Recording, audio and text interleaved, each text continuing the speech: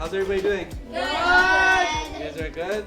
So I know you guys know my name and you guys know Jamal, but I also want to introduce you to some other people that we work with. That's Inti over there and that's Emily. You guys want to say hello? Hi. Awesome. So today is going to be a little bit different because today is the last day. I hope you guys had some fun building your communities, your cities. I know we have a lot of gifts for you guys as well. But before we can get to that, what we'll do is maybe we'll go from group to group. You guys can let us know what you built, talk about why you built it, and how much fun you guys have had. That building things could actually be pretty helpful for the environment and helping people, animals, and the world around you for more generations. That in every community you need air, space, food, and nature.